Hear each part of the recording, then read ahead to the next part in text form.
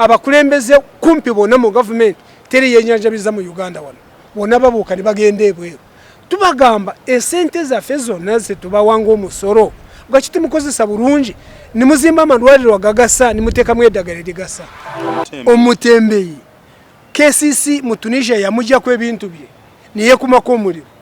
government nevaako only one kati Kakwenza laba watadde Uganda laba Kakwenza watadde Uganda nebiwundu bino nebiyiso bye mwamukuba mwekalakaza ku mafuta goka mwekalakasa limu 7 aveko red card je mulese mu 7 mumutusizawa wabura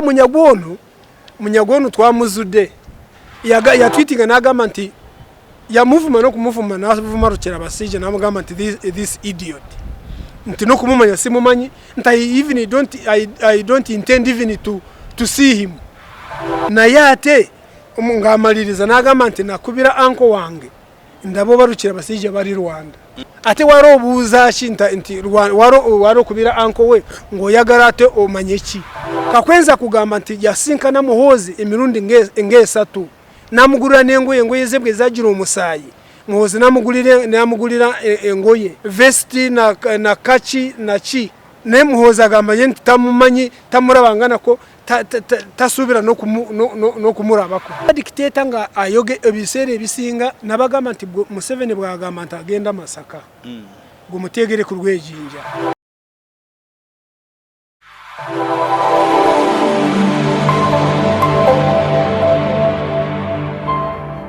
Okay, very good afternoon. Mwenaba na flash cha Uganda. Mwebale kwereze gwanga, mwebale kwekumyaje mwekumide. Atembe baza mwenaba ali mu subscription, those are subscribing to our channel and those are willing to join to become members of the Flash Channel Uganda. Thank you so much for being available for us. We appreciate olwokutwagala. Necho kubiri nga bitwabagamba tetujja kussa mukono kubebaza mwebale kwagala Jajja NUP mukuru Byarugaba William mwena azenguru era mwabaga memulaba kati amanyi getanso okud amanyi go gakomyewo era lwachacha katonda lwakumanti namwe mukitaddemuko amanyi mwebale nnyo era temujjango okwo ntumirako Haji Kabogoza alombeddwa asangibwa ebwikwe atereze ensonga nyingi ezebyenfuna ebyobulimi nebirala M&J Medicare lisangibwa ekawempe nabo abotambulamu nabo abajanja bendwadde ezenjawulo namwe mbatumideko nnyo mwe tuli mu kizimbe amune mukuru Byarugaba ensonga ezitadde mu ggwanga nyingi ate zanjawulo tukutako mbabire naku zino bawiiki eno ya eri under human rights okutulugunya abantu Bannayuganda babonyabonyebeza nnyo ekiyitiridde so twebuuza eri mu Byarugaba lwaki ensangi zino Bannayuganda okutulugunyizibwa kwabwe kuyitiridde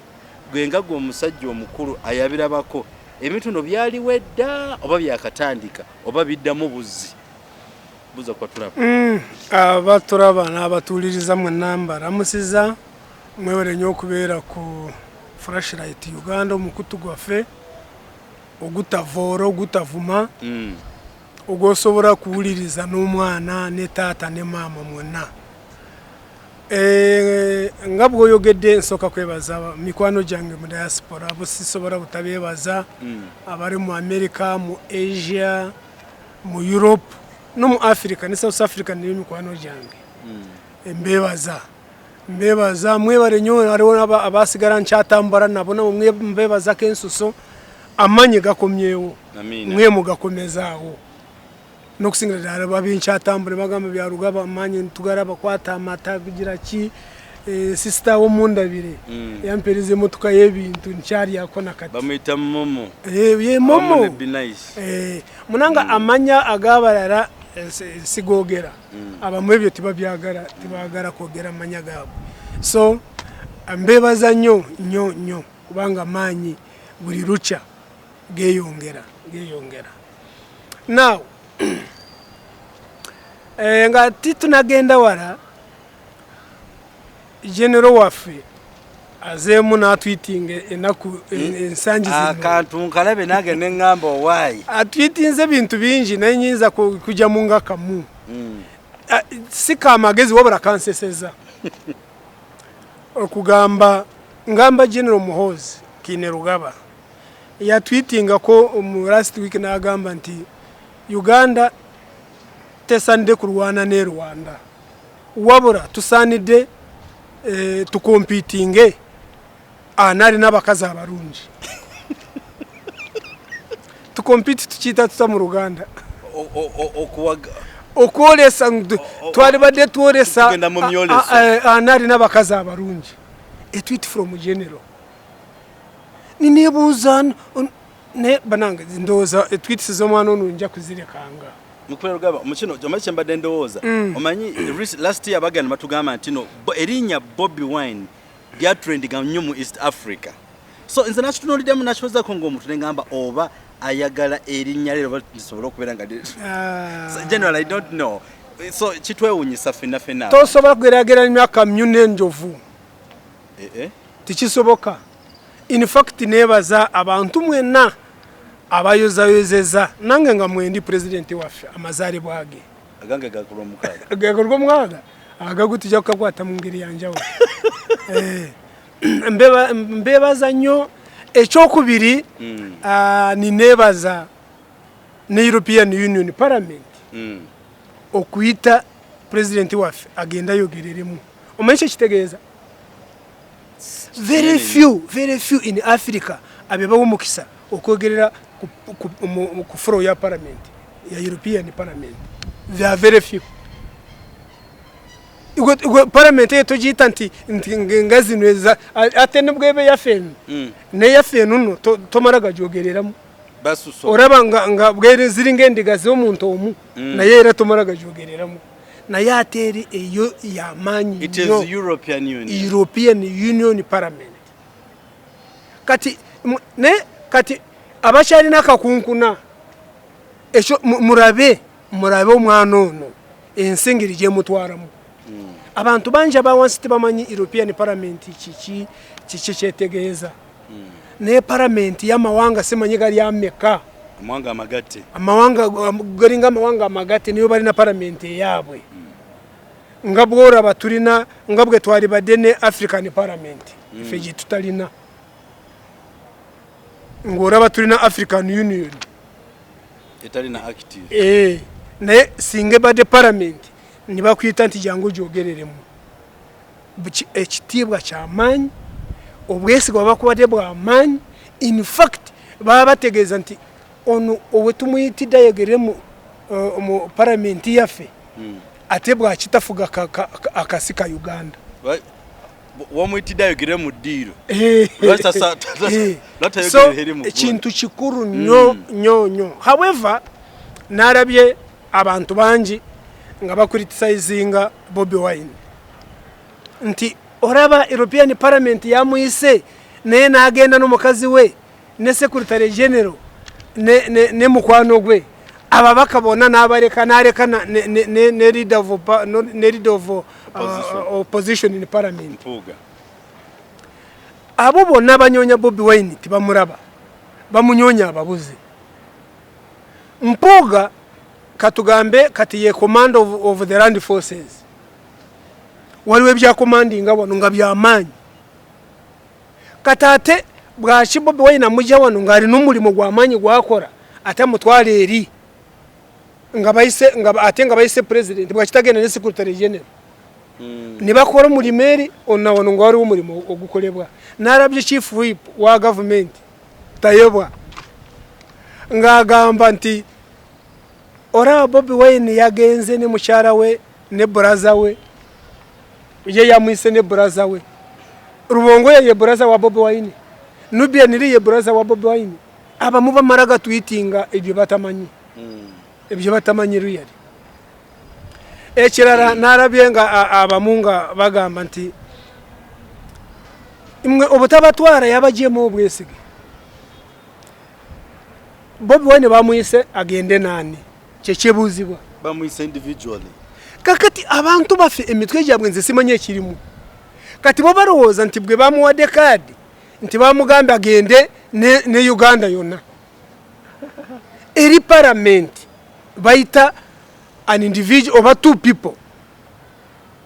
oba jibayiza kumuyita nga yeyeka agenda jogereremu tibana bakwita babaka ba parliament ntagende nabo wabura ebyo byonna banyonyeshe banamwogera kwe kumusiga enziro nekibabura nenze nebaza European Parliament okurikogonayizinga omuntu ngava mu Africa ate no kusingira dala ngava mu Uganda ate no kusingira dala nga akulembera ekibina kya NUP ate no kusingira dala nga ye leader wa opposition mu Uganda. It was marvelous. Recognition eyo ya manyi obwesigibwe bamutade mu bwa manyi kitegeeze kintu kikuru nnyo mu byobufuzi bya Bobi Wine kikuru nnyo era bwora baba NRM nga burungi omu nga aboyogeza obwama cyabakubye wara enchukwe cyabakuje enchukwe kati mbabuuza bameka bana Uganda bali bajogereddemu mention them ekyo kyekibarumu now oraba nali ngurubana ne Bwanika ye Bwanika Bwanika wa mwanika kakati Bwanika yasude tawro yabivuddeko nagamba nti mbivuddeko kubanga ngenze kuraba ngikibina cyange bakama bange tibakitegedde kankiveeko Bwanika weyanise wewo naffe tukwanise nubwo banga okivuddeko mu kibiina kyolimu analida mu kwesiga nakuwa omulimu ogwokukora mu kibiina nga guli sensitive. It's hard. Kati ora abana Uganda abanabyabufuzi baffe olusi kyebantabulira Bwanika yafanagana ne government eno ekyewandisoosa okukora kyosembyayo Bwanika okugenda okuleeta ekintu kitakora ng'okimanyi nti kikora kigendererwa kyo kyali ki nitusooka nitukukuba bwe yarabye ng'ali mu bbanga nga bwe nakugamba kabe NRM bw'oraba omuntu wa NRM ng'awagira Bwanika ebyayogera manya nti amaca mu byobufuzi n'abamaanyi baabugamba nti ekyoliko tikikora n'asigala mu bbanga wabula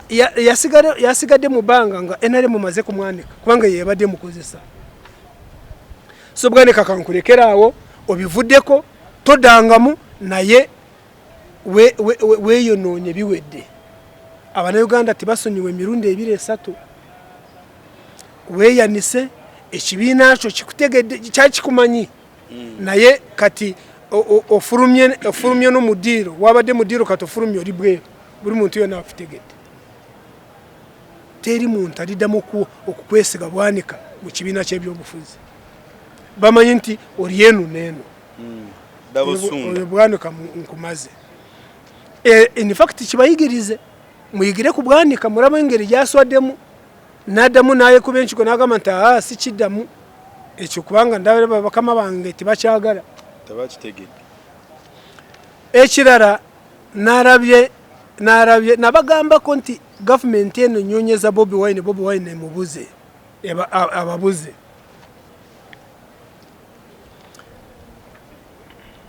Munyagwa mugati gwa bata Munyagwa ngenda kumuwereko bintu bibiri naye muleke in fact ngenda kusala magezi ndabe bansobora kufuna leader of opposition in parliament aleme kuddamu Munyagwa naye muleke kubanga Munyagwa kusinzira nga bwali desperate politically Munyagwa is simply enjoying the leader of opposition in parliament. He's simply enjoying him. I am telling you. Munyagwa kimusanyusa okulaba nga abisana na leader of opposition. Era akagero kensobora kuwa leader of opposition ke kanu akayali wadde Munyagwa. Never wrestle with a pig. You will all get dirty, but the pig will enjoy it. Never wrestle with the pig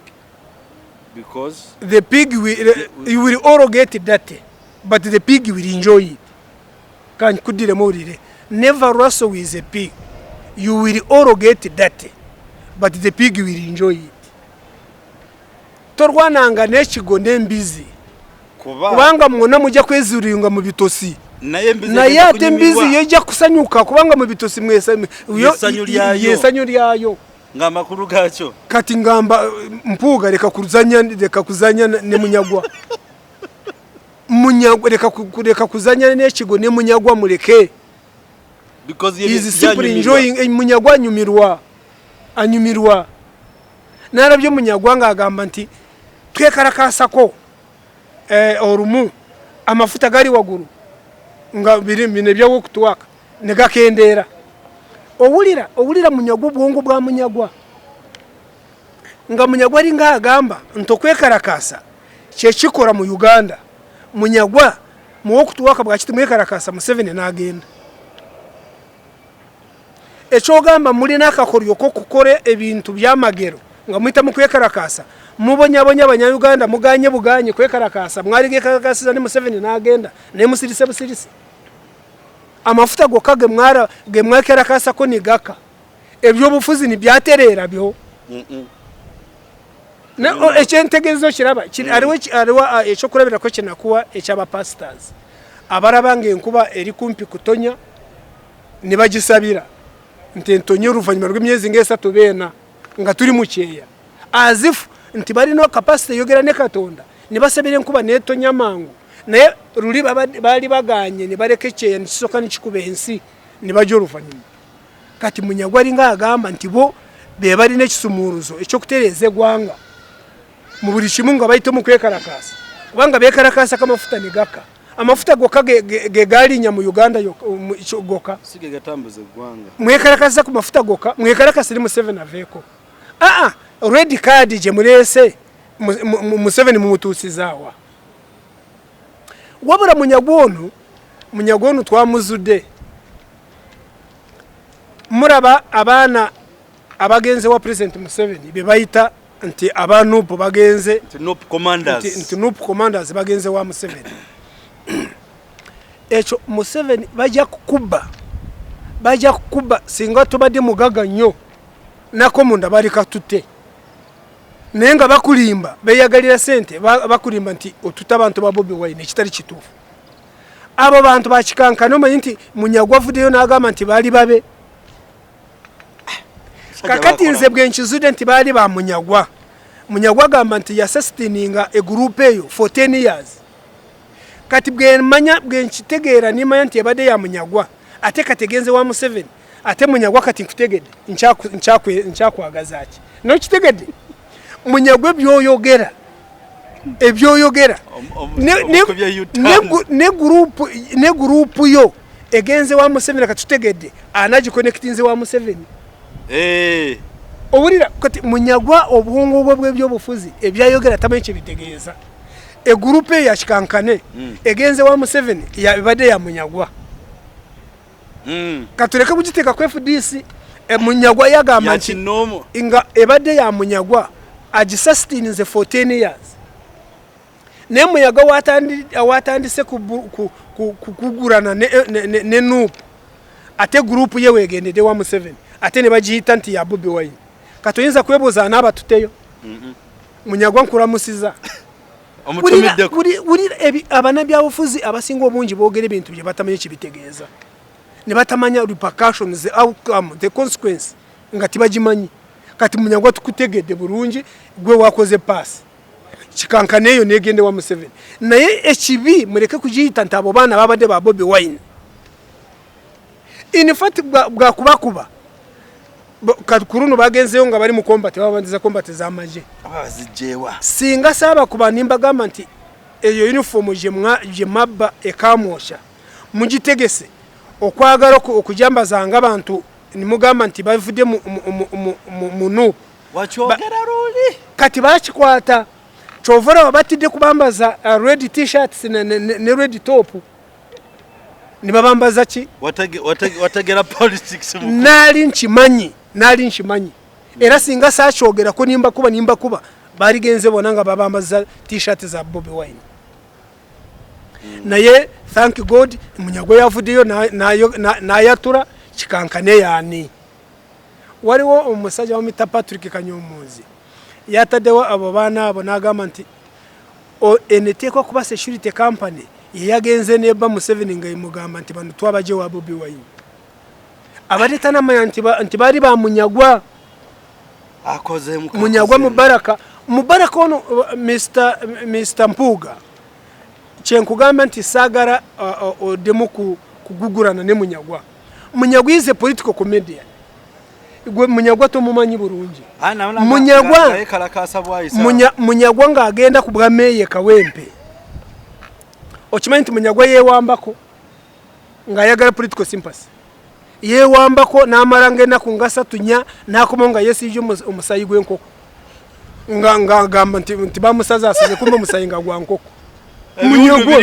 Munyagwa nibigundu nga tibiru nenga yesize omusayi gwa nkoko ebitagenda ku era nikimukolera ne bamuobwa meye Munyagwa kwe kurandirawo wewe wakoze ekisanja kimu naye yarandirawo.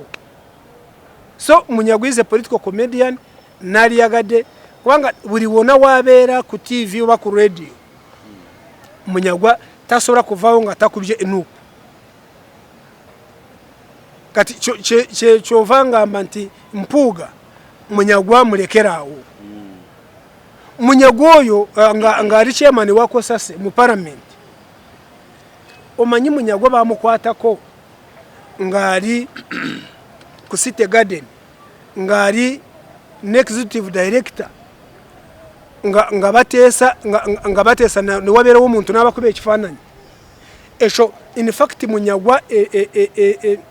emyeze mingi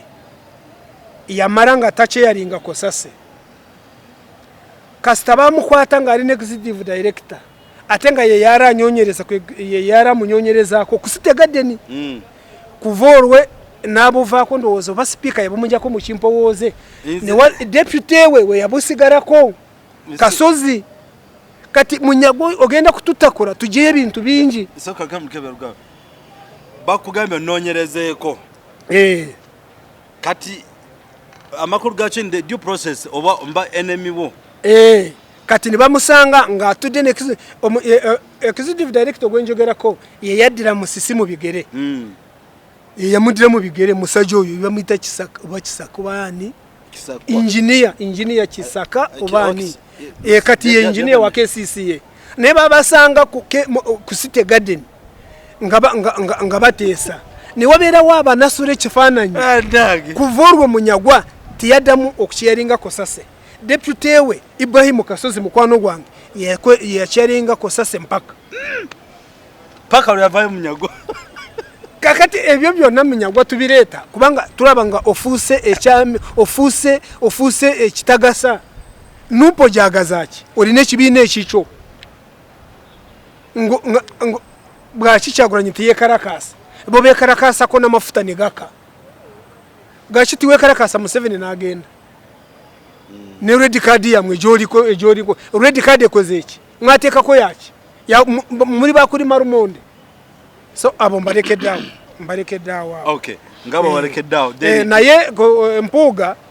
asobora kugenda mu maso natagendera ku rugero runo rw'emuwade ayinza kugendera ku rwa Nelson Mandela Nelson Mandela mugenzi yagamba nti when wise men keep quiet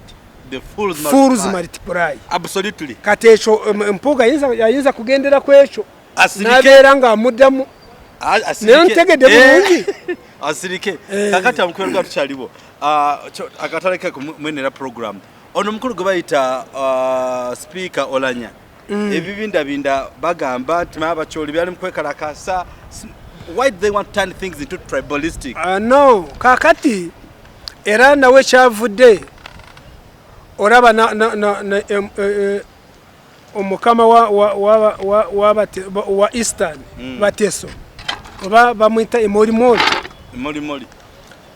kati Mpuga bwe yakurembera mu rudo ruvuganya government ne bafuruma nga bekarakasa rwa kutulugunya aba na Uganda nibagamba tugenda kuda mu parliament paka weeks 2 nga twagara government tuwe answer echo nacho emorimori bwe yafude niba abantu Mpuga mugezi nayagade Mpuga kakati waliwo n'abantu abateso ababadde bafurumye parliament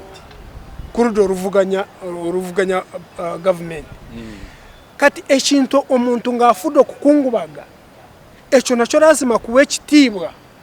omuntu omucultural leader ng'afudde. Oyinza kuteeka ababaka baffe kuninga nti lwaki mukomyo mu parliament kungubagira omuntu omukulu bw'atyo ngukubanga mwagamba nti mudda mu parliament mpaka wiiki 2 kati awo nako kabadde kalipo singa tibasaza amagezi ne bajja kukungubagira oyo omanye kye baligambye nti NUP eri tribalistic kakati nti n'okufa n'omuntu lazima okufa ogaana okujja kukungubagira omuntu omukulu bw'atyo singa tibaze enkonyogo ze bandi bakubye Katonda yazimanyi. Kakati echa oranya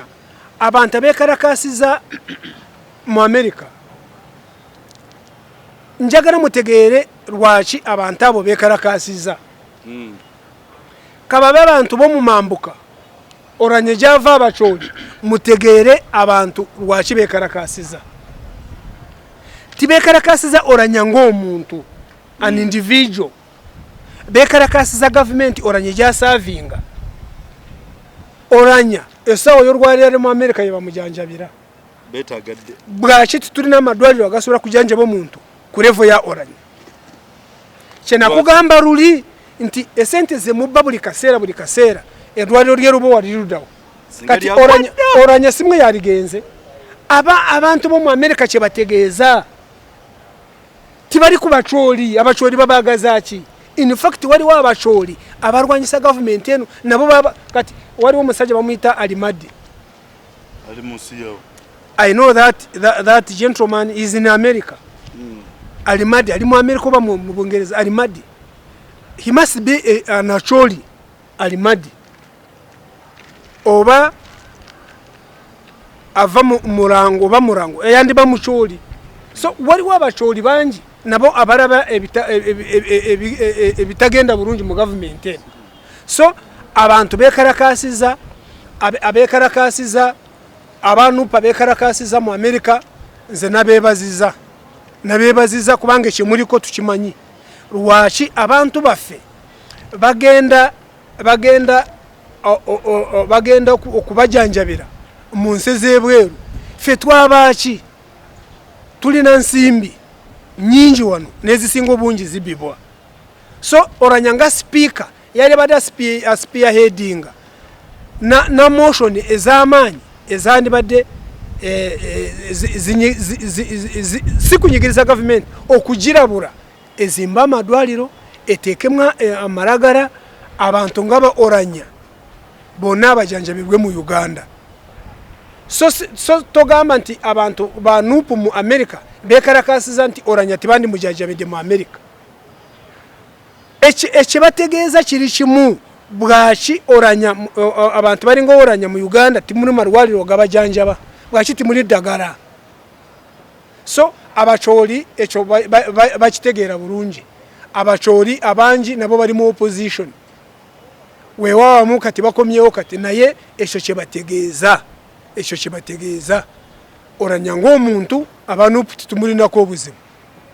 naye collectively tumulinako obuzibu kubanga y'omu ku bantu abafuga eggwanga lino abantu abafuga eggwanga lino bonna tulina kubateeka ku nninga mutufuge bulungi kubanga y'omu muhayirake tasuka oranya tasuka wa kusatu in fact wa kusatu president vice president owokusatu speaker yomu akulembera esiga erifuga government eno tulina amasiga asatu esiga lya executive erikulemberwa president esiga lya judiciary erikulemberwa oranya esiga lya judiciary erikulemberwa owinyodoro erya legislature oranya yali kulembera so bekarakasa bwa kifo kya oranya kyali musosi oranya ng'omuntu bwacha bana Uganda tubonabona kugenda kwejanjabiza ebweru mutebere wuno yakafa governor bank of Uganda yafiride Nairobi abantu banji mu Uganda basingo bunja in fact abakulembeze kumpi bona mu government teri yenjanjabiza mu Uganda wano bona babuka ni bagende ebweru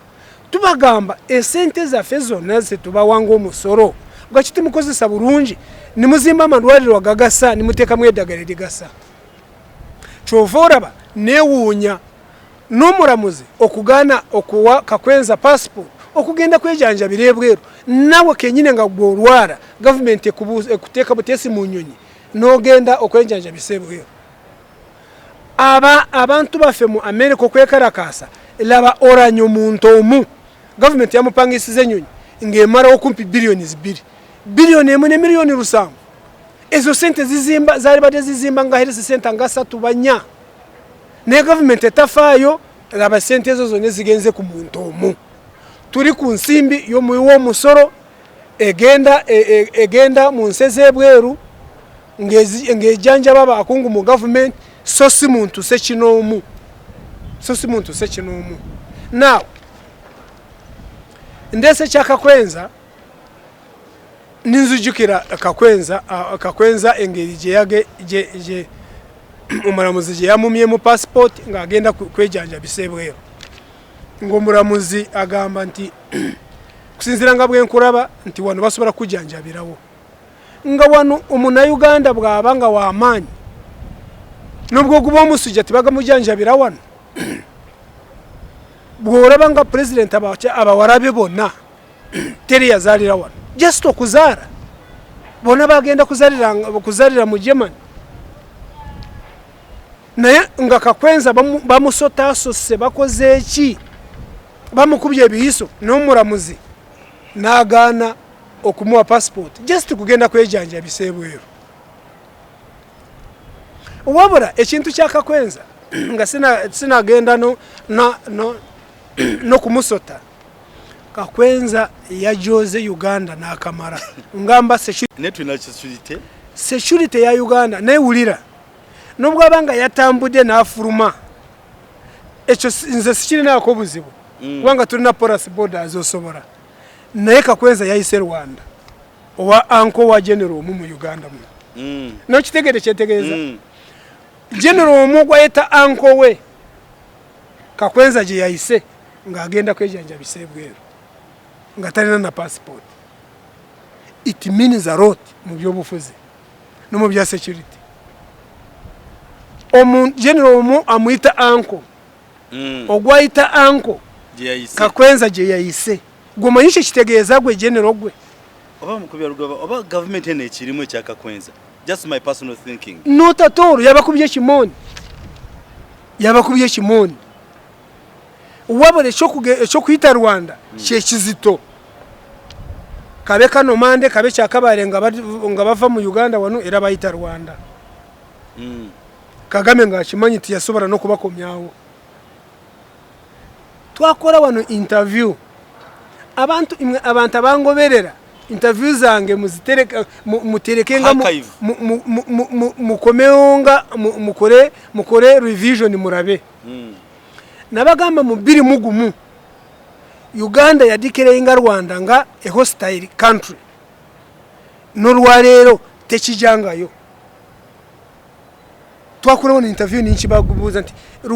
Uganda yarekijeyo in 2001 Uganda the government declared Rwanda as a hostile country. True. Yarekijeyo muryoke mugambe nto mwana yagenze yo border ne bagigura. Iye bagigura mu ngiri sheyo border. Oshimanye kati no rwalero teri muntu ava mu Uganda na gende Rwanda wali kunsalo. Tibakiriza. Yali vabale. Nti akiriza ezeti semigugu zoka emigugu abantu be basinze okubona abona nze nve kabale omuntu kukurosinga bakomye omurambo bamukuba sasi kakati bwe bango omwana yagendayo okutesa erabe bye batugulirawo egana waliwo engomberi gana omunagana yawaso mu China Umunagana yawaso mu China naye nga mama we yali alinga atayagadde bulungi ngatayagala mutabani wa waso mu China kakati omunagana nafunisa mu China urubuto nibazaaro omwana ebyembi nafa omusajja yali muntu mukuru nibaja okukungubaga ne abakungubazi bwe bari yawo mama wa munagana nava mu kisenge ng'akaaba ngabagamba nabagamba banange nabagamba ng'abakungubazi bagamba banange yagamba ki ono byayogera yagamba ki nga wabeerawo omukungubazi namugamba naye maama kiki kyetegeeza nabagamba nti ebintu bya China tibiwangaala oyira ngategeeza nti omuchina bamuzaddemu omwana naye kuma ebintu byabwe tibiwangaala era afudde nomanta wagadde kiki ekyentegeeza ku boda ono omwana ebintu byatuteeseza nga tibiwangaala naye nogamba muteeseza mugurewo boda n'olwaliro ekyali nzigale nti bakkiriza mibi muguguboka fena tugenda kutunda bitu so omwana ono naye ebintu bye tibiwangaala bifaanagana na tweets ze naye ekyanseseza yatwitinga n'agamba nti yamuvuma n'okumuvuma n'avuma Rukera Basijja n'amugamba nti this idiot nti n'okumumanya simumanyi nti I don't intend even to see him. I don't desire to see him. Naye ate ng'amaliriza n'agamba nti nakubira anko wange ndabo Rukera Basijja bali Rwanda. Omuntu gwota an idiot ogwotayagala n'okutunulako ate wari obuuza ki nti wari okubira anko we ng'oyagala ate omanye ki omuntu gwotayagala n'okusisinkana gwotayagala nakulabako wari omukubirako ogambe ki weewaawo n'araba ebintu byava Rwanda nga batwitinga nabo nga biva no mu bino ebya Human Rights for Refugees something nga bagamba nti General Yalimba tiyakubira Kagame esimu nebyo kambirekerawo byabakuru bagamba nti tiyakuba na simu weewaawo yagamba nti yakubira anko we n'amugamba nti siri Rwanda ntali bweru President tava mu nsi wadde okimanyi President tava mu nsi alekamu deputy President asigalamu buli president yena n'okusingira ddala Abafirika oba Uganda oba Rwanda batambula ne Uganda bagifugira ku remote buli kimu abakimanyi briefing buli kimu security briefing political buli kimu tosobola kugamba nti kino kibaddewo nti kubanga taliiwo awo yotabaira president so Rukera Basijja okuyita Rwanda definitely anko we yari amanyi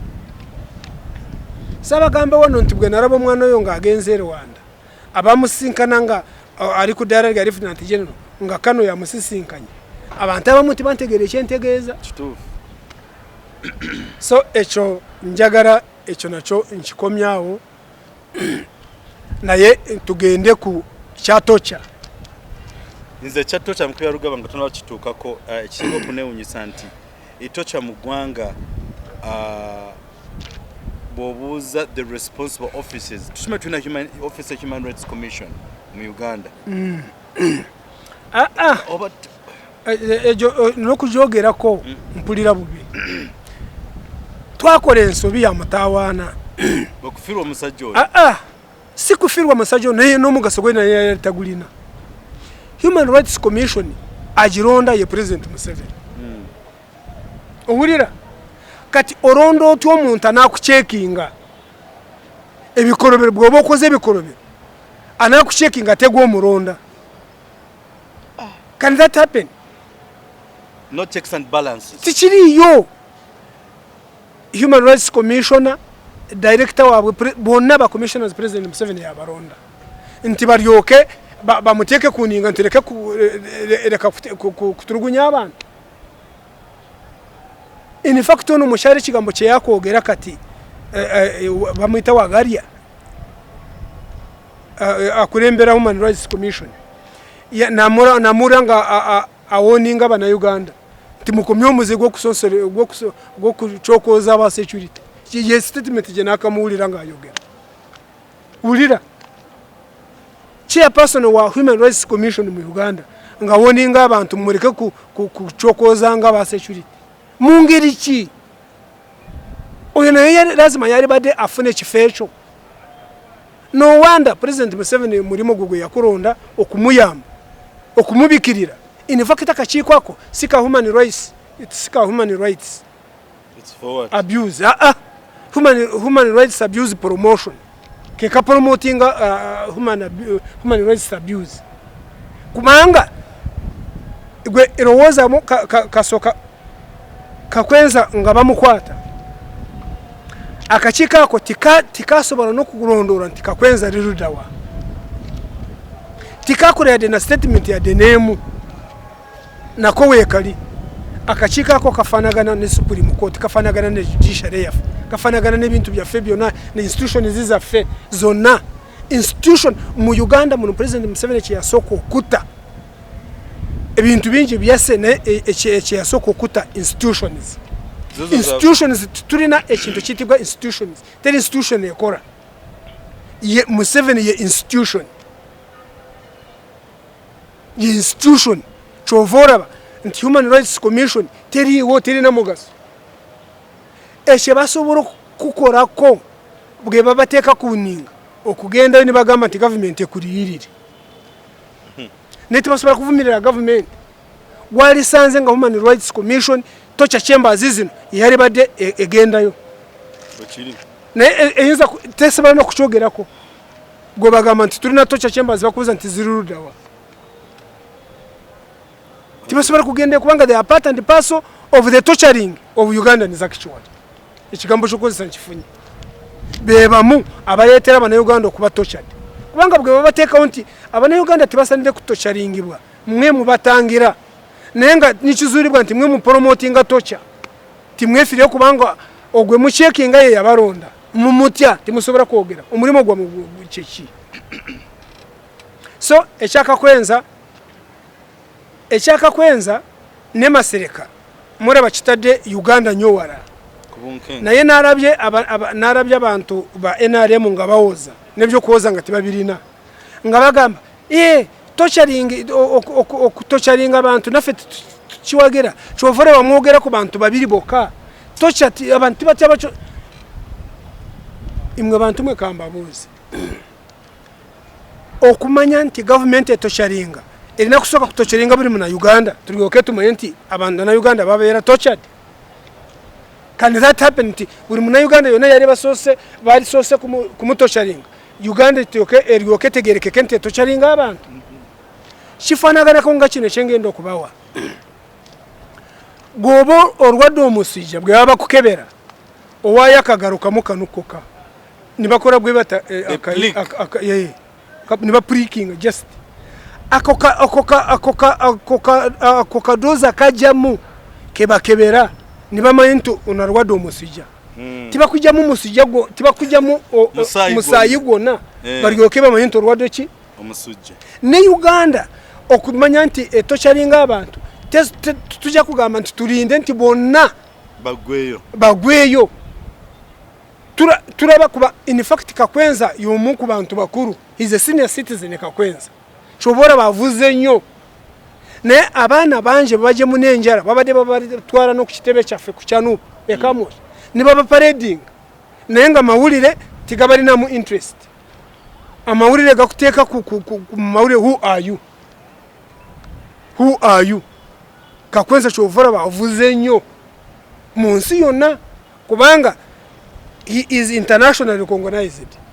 In fact ne Masereka Kakwenza ya mujeyo wewa coordinator wa FEMU Kasese yona nena okukubwa kwa Kakwenza kwe kujeyo ne Masereka bari muri sawa. So Uganda imwetimuzanya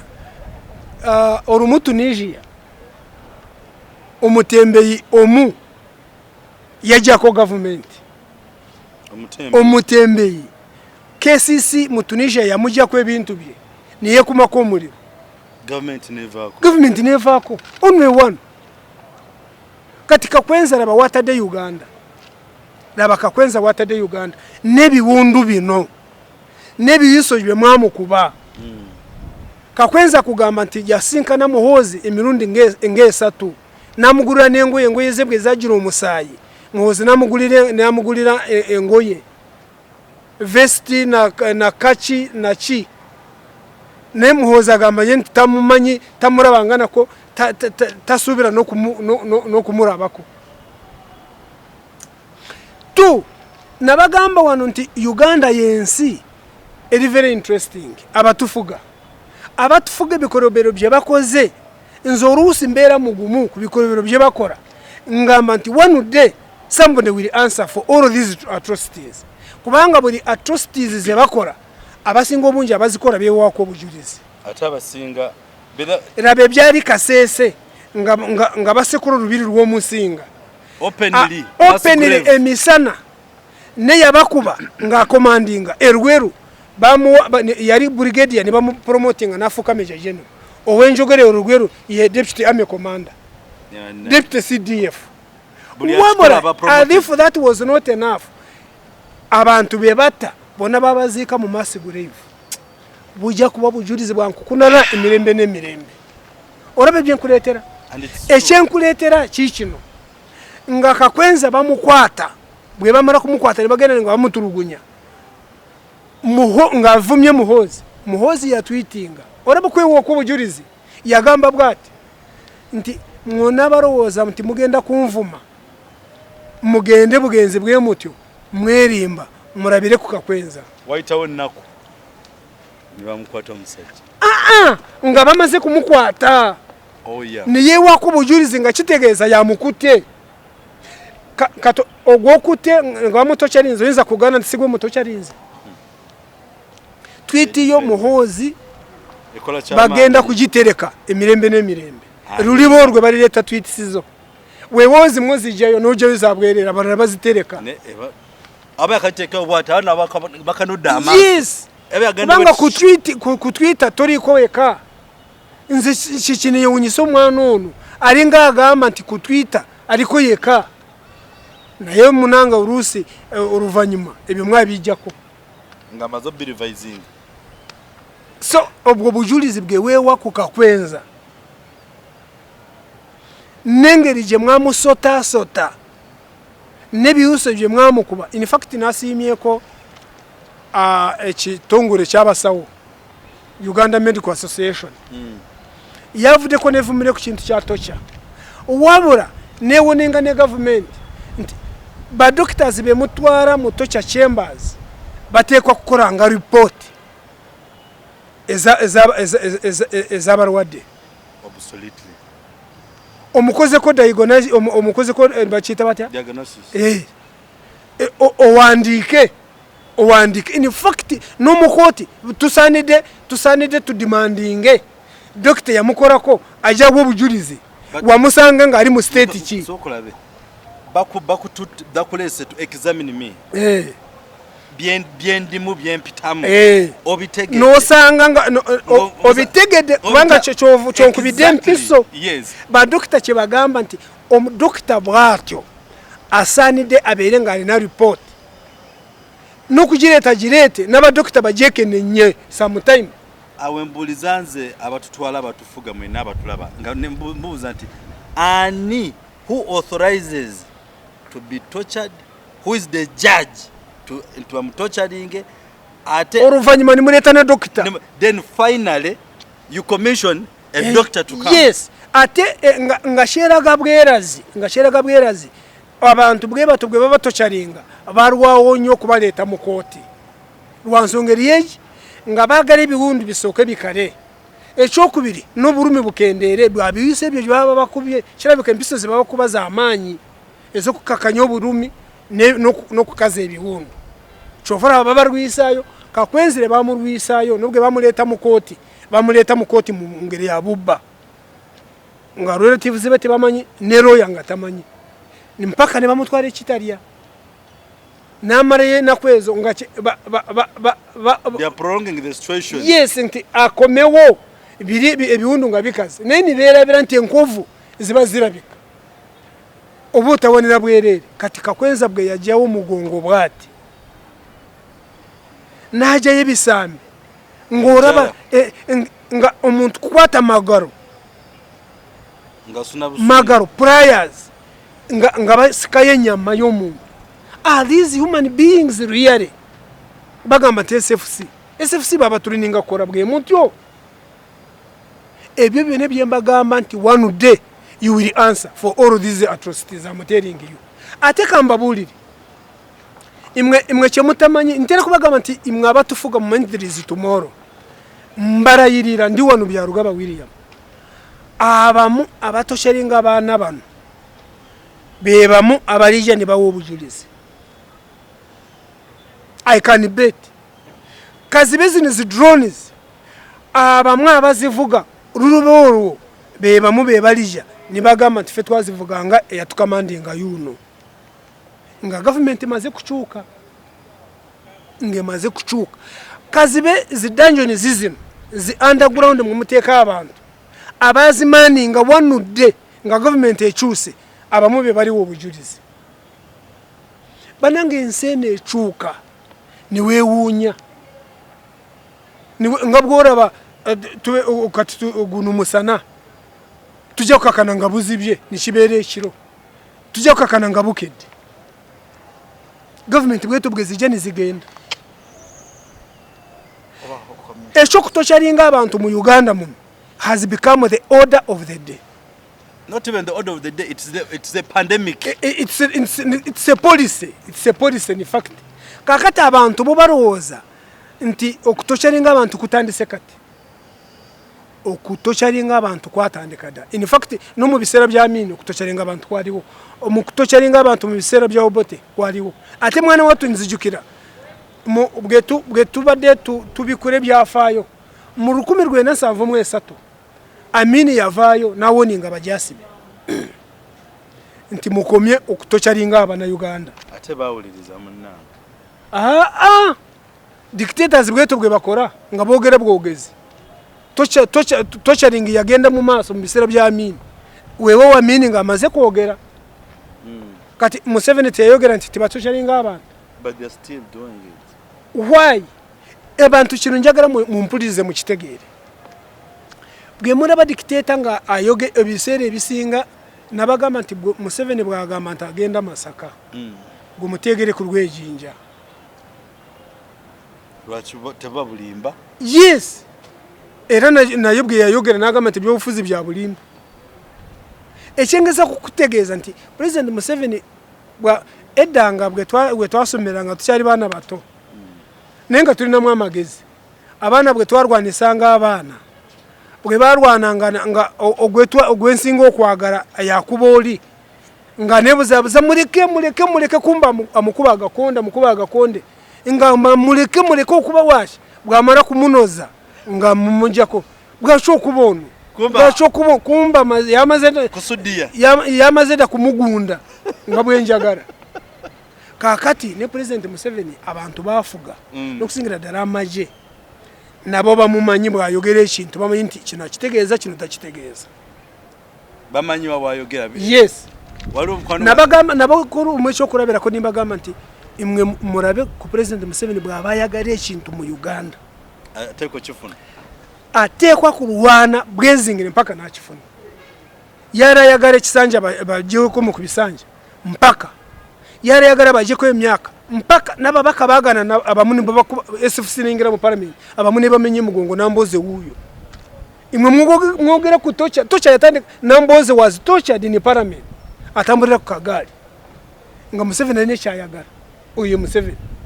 covid eno President Museveni yarwanyisa nyo covid ne yateka wekiragiro nagamba nti buli RDC anaba nga takunza abantu edagala lya covid ni expiring nawe nkugoba kale nabuuza nti nabawo kyokulabira nti muraba Museveni kintu kyayagala ningamba nti wachi Museveni ba RDC zibano tabawe ekiragiro kyokutaka nagamba nti mwe ba RDC kubanga buli district tulina mu RDC mwe bagoba abantu kutaka bwachi President Museveni tavangayo nagamba nti buli RDC anakiriza mu kitundu cy'abantu nibagoba kutaka nkugoba wari umuntu adamu kugoba abantu kutaka aradina gusibategeye kati mbawe byokurabirako nti Museveni kintu cyayagara bwasara kukikora Museveni gwemanyi mpaka so ekyengeza ko kubagamba nti Museveni abayogera bwogezi In fact, President Museveni yakwata no government through violence. Abantu bwe batyo kibangwira nnyo okwekumira mu bukulembeze nga bakozesa violence. Omuntu yene yakwata obuyinza nga akozesa violence. Ebiseera ebisinga ekimukumira mu buyinza mpaka awalifiira ebira violence. Kubanga buramuwakanya abayagala iza kumuta oba kumutosharinga nga bye tufuna kati. Nembuuza omuntu atayagala tocha mujukire president waffe bwe yali mu Arua engeri gye bamusota twogera kutosha abantu abamu bo baraba amasereka ne Kakwenza. President Museveni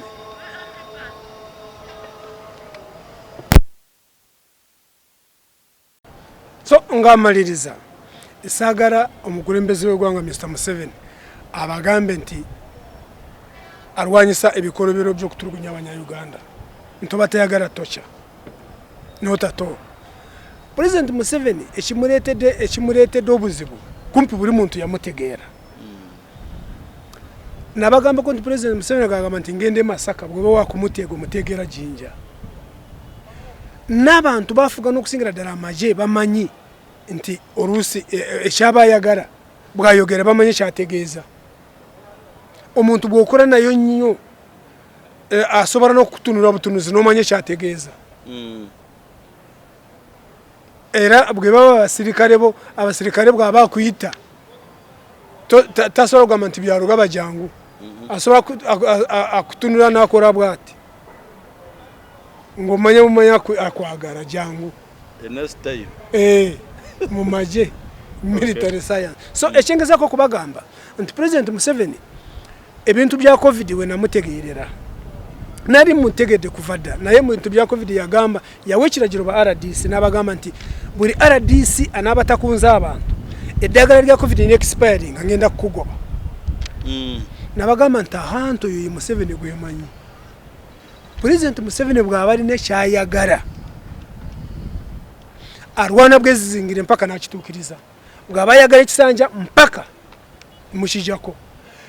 Bw'aba ayagala emyaka kugijjawo mpaka bwe mugaana namboze katali mu kagaali. SFC yamusekula ne mumenya n'omugongo atambulira mu kagaali. Twogera ku tocha zibaddewo mu ngeri nnyingi. Oyo namboze bamuwambako ne Katikkiro wa Buganda Mike n'empuuga baba wambako oba ne Segona ne babatwale Kasese ne babasuureyo mu kibira. So ebintu bingi bye mbagamba nti President Museveni bw'aba yasobola okulagira ba RDCs ntajja kubagoba bwe banga tebakunza abantu nabawo ekintu kyokulabirako ky'ettaka buli district tulina mu RDC. Bwaki President Museveni bw'aba agamba nti tayagala abantu bagobebwe ku ttaka bw'akitaba the same order n'agamba nti RDC bwe nasanga omuntu ng'agobebwa ku ttaka mu kitundu kye nja kugoba bw'akitakikola.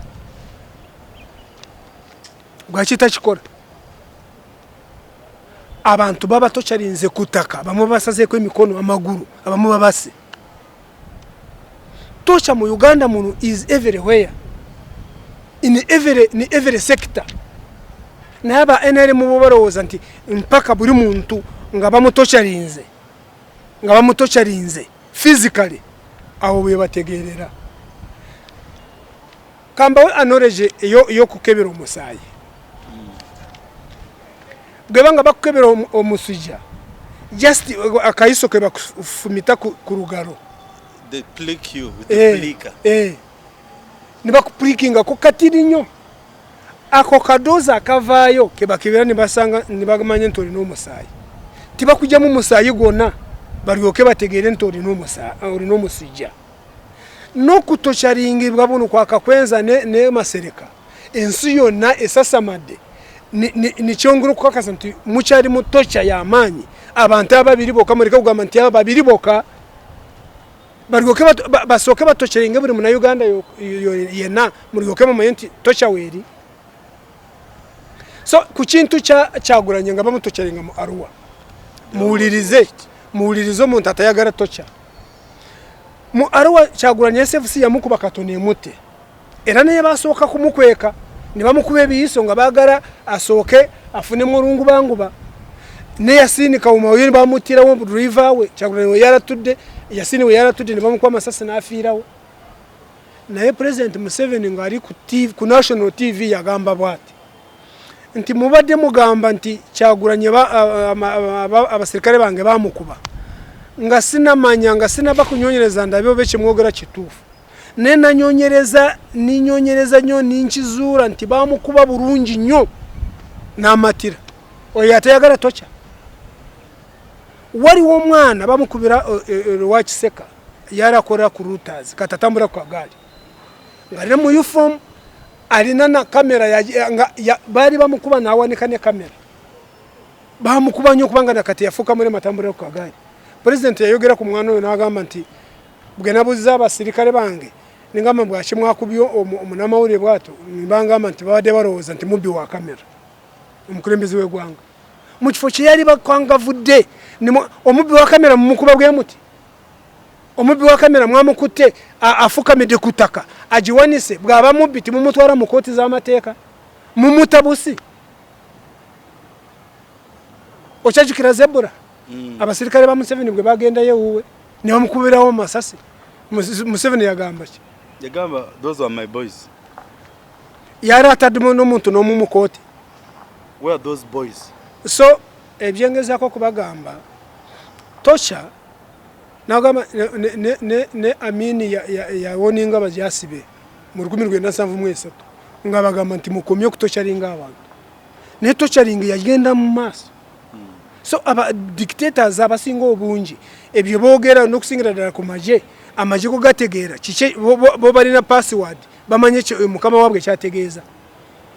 tibgale bade maje gano nga President Museveni avude n'agamba nti mutocharinga abantu ate negagenda mu maso ate n'okusingira ddala SFC amaje agamukumu nga kotali ne mutabaniwe notabeera nekyoyogera Mr. President nga mutabani wali involved at least ku mutabani wali government ono mwana kyakoze kicha absolutely so abantu ba dictators abasinga obungi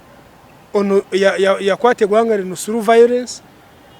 okwekumira mu bukulembeze umukorabo kwanga aja koza violence mpaka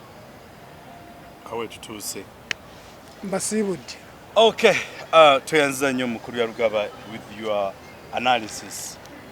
there's Nsonga ziri mu gwanga especially this kind of torturing nafi tuchebuza ani CEO wa department ya torture twebuza ani oya bakukwata ngo ine kyokoze bakututeje bakutute wonna who authorizes to start torturing that person atani mulamuzi atani musawo oyo akomao najjanjaba natatwa report byonna bino tubikwa better even the World Bank itself I think egenda kutujjako obwo buyambo ebaddetuwa so nganzo muna Uganda guchuka katako I wouldn't like to lose World Bank ebadde tukwatiddeko mu bintu bingi so for that reason nange ngamba eddoboozi lyange please eno wefuse pandemic torture pandemic if you can fight for COVID kindly the world nange mbakowola let us fight pandemic torture in Uganda it's really too much mbagala nnyo mwebale kwekumira ku mukutu mwebale kusubscribinga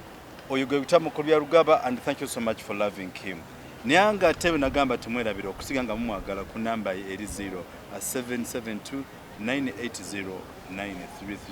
inamba Mukuru ya Rugaba ate muso tusangane ku mukutu gwaffe www.theflashlightug.com Nature ambassador those who can you can join and become members of the Flashlight channel go where there is subscription click that button of join and become part of us. The relevance of becoming a member is that you can watch these programs before any other person watches them. You can advise us accordingly. You can join us at any level of your choice.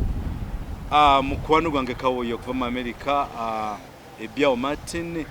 mbatumide konyo Momo kutumide konyo Auntie Rose, Auntie Grace, Auntie Robina